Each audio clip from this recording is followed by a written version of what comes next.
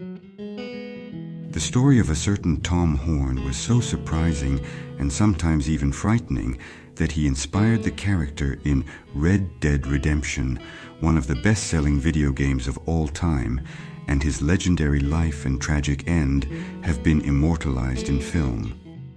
He publicly declared, "Killing men is my specialty. I take it as a business, and I think I have a virtual monopoly on the market." In the far west of the 19th century, there was often a fine line between lawman and outlaw, and no one crosses that boundary more ambiguously than Tom Horn.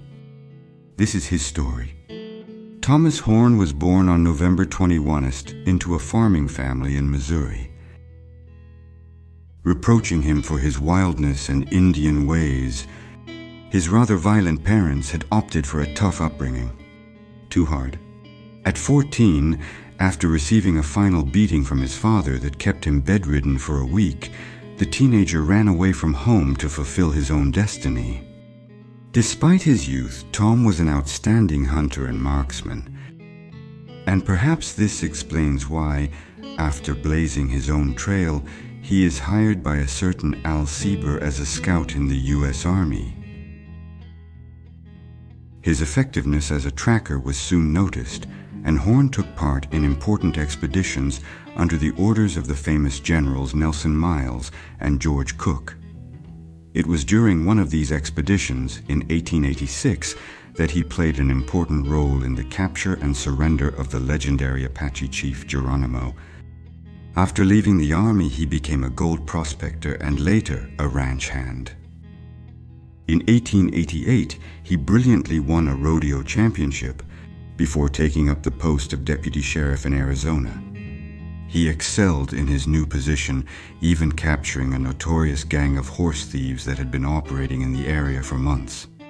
His skills as a tracker and marksman and his reputation in the Army in the 1880s soon attracted the attention of the serious Pinkerton Detective Agency, a private organization that revolutionized modern policing practices. Cold, calm, and frighteningly efficient, he left little chance against the train robbers and other outlaws he was ordered to arrest. That's how he managed to capture the notorious train robber Peggy Watson without firing a shot. However, despite his undeniable success, Tom Horn was dismissed from the agency just 5 years later.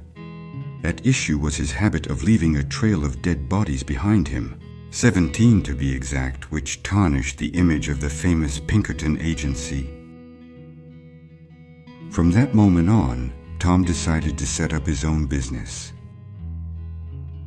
With his reputation as a sharpshooter firmly established, in 1894 he was hired by the Swan Land and Cattle Company, a Wyoming cattle association, as a cowboy, detective, and recruiter.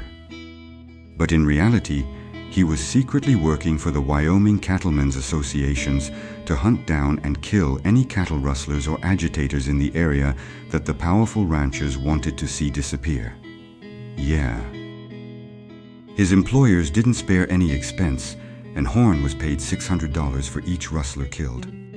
He then cleansed the region of these outlaws coldly and methodically. Occasionally, he used large caliber rifles to hunt buffalo and didn't hesitate to shoot them in the back if necessary. But most of the time, Horn killed his prey with a single bullet to the head, coldly. As a calling card and to publicize his skill, he would then place a large stone under his victims' heads. Yeah. And he liked to repeat calmly to all his employers, "Killing is my specialty, that's my job."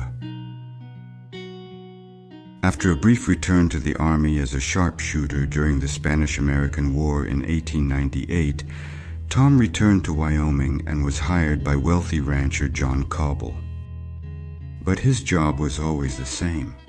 Track down and bring back cattle rustlers and troublemakers.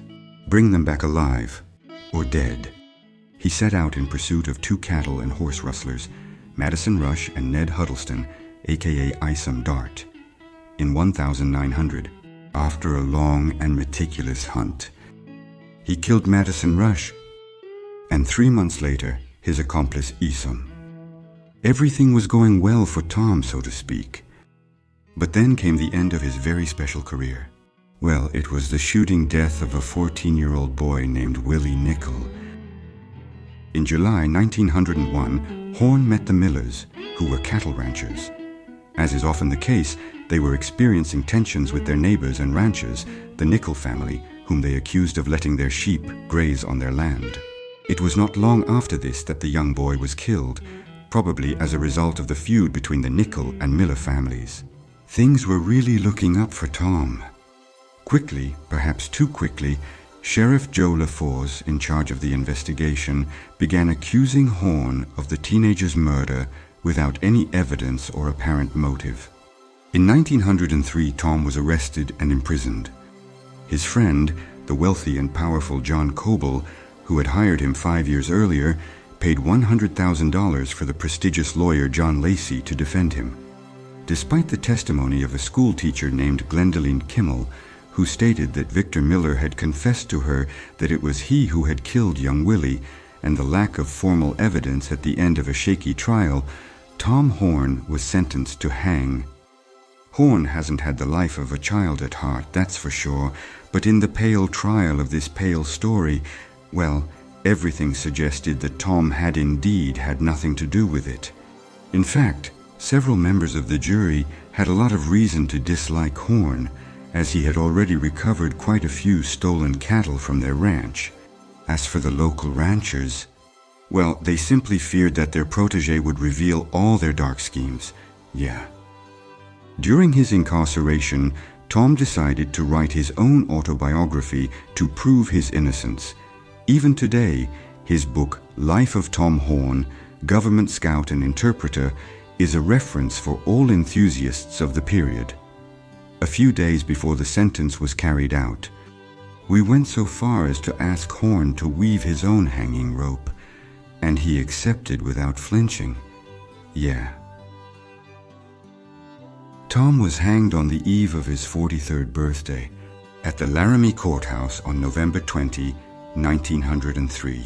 His last words just before he was hanged were, "Hurry up, I have nothing else to say." The wealthy and powerful John Coble, who had profited so much from Tom Horne's services, committed suicide sometime later, and this controversial trial showed the extent of the obscure power of the big cattle breeders of the time. Horne's guilt in the murder of young Nickel is still the subject of controversy.